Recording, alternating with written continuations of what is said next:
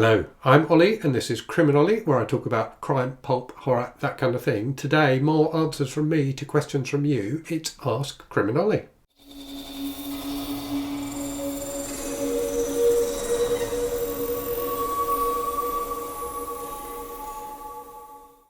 So as usual, I've got questions from 4 viewers to go through with you. And as always, if you would like to ask your own question, you can either leave a comment on this video or any of my videos with Ask CriminOlly at the start of it, and then just put your question in the comment, or you can email me at criminolly@gmail.com. So the first question today is from Leslie B. And sorry, Leslie, it's taken me ages to get to this question. You asked it almost 2 months ago. And that was because it was a question that needed a bit of thought. So I have now given it a bit of thought. Leslie's question was, Desert Island Books, what would be the top 5 you pack in your luggage? So I've had a long think about this and have thought about what I would want in terms of books if I was marooned on a desert island. What would I want those books to give me?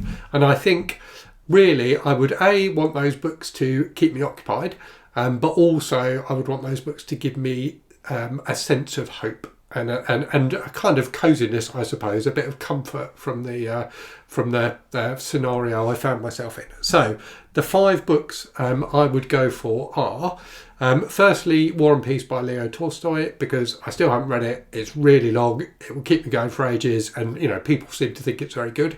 I am going to be reading it hopefully in the next few months, but yeah, for now that would definitely be one I would take.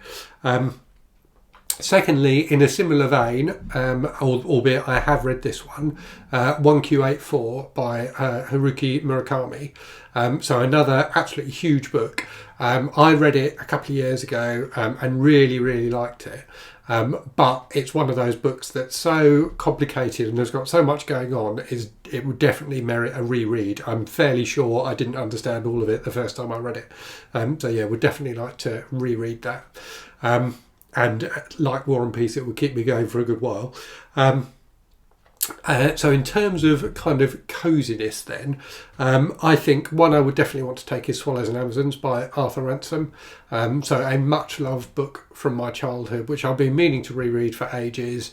It's I can't remember when it was written, but it's about kind of kids on the water in boats, having adventures and stuff like that. So I think it would be quite appropriate for a desert island setting, albeit the island that the kids find in the book is in Lake Windermere, so in a fairly cold and wet part of the UK rather than a desert island. But yeah, they're really lovely books, and I would very much like to read the first one again. And then another book, which I think is just a really, really lovely book about humanity, even though most of the characters that it features are non-human, is The Long Way to a Small Angry Planet by Becky Chambers, which is a wonderful sci-fi novel that's full of kind of love and friendship and hope and things like that. So I think that's another one that would give me a bit of comfort. And then finally, a book I read, I think 2 or 3 years ago, NonFiction Books. I don't read an awful lot of non-fiction, but this one was fantastic. And that's The Sun Does Shine by Anthony Ray Hinton. So Anthony Ray Hinton is a black American guy who was falsely imprisoned on death row for years and years and years. And this is his account of his kind of struggle to be freed, but also the hope and forgiveness that he felt throughout that period of time. And it's a really wonderful book in terms of just his complete humbleness and humanity, and the fact that despite the terrible wrong that had been done to him, he felt no anger or rage about it. He just wanted his freedom back. So a really, really wonderful book that I recommend everyone to read, and particularly a book I think that gives a sense of kind of hope and striving for inner peace in difficult times. So I think that would be another good book to read if I was marooned on a desert island. Next question then is an anonymous question that was emailed to me. I'm not sure if the person who asked it actually wanted to remain anonymous or not, but I'm going to assume they do, because they didn't say they didn't want to. So the question is, some folks say that the books you read affect how you see the world. That too much exposure to crime and horror gives you a bleak view of to echo Douglas Adams, life, the universe and everything. Personally, I don't think this is the case. Do you think there is anything to the claim? So no, I don't. So I've read a pretty full diet of crime and horror over the past few decades, and I don't think that has given me a particularly bleak worldview. If anything, I think reading books about people going through terrible experiences, like you tend to get in crime and horror books, can give you more of a sense of hope and a sense of humanity, because often those books are about people overcoming really dark times, and particularly in crime fiction about people searching for the truth, which I think is actually a really positive thing. So whilst crime and horror books definitely have horrific things in them, I actually think a lot of the time they are a lot more hopeful and human than people give them credit for. I think a lot of people dismiss them because of the violence in them, but actually they are, they can be quite life-affirming books. Next question is from, which kind of feels vaguely related. It's from Tony Grigo. I hope I'm pronouncing your surname correctly, Tony. And Tony's question is, what is the meaning of life? I think, put really simply, the meaning of life is to leave the world a better place than you found it. So I think we should all strive to do that every day in tiny ways. It doesn't have to be something, huge and, massive and complicated.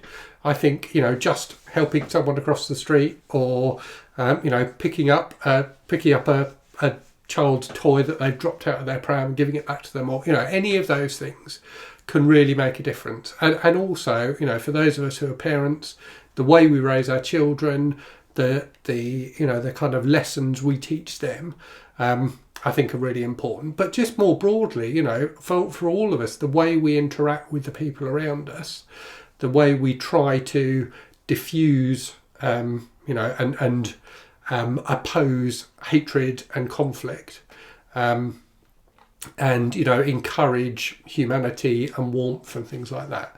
I think as long as we are doing that, we are doing our job, if you like, as human beings on this planet.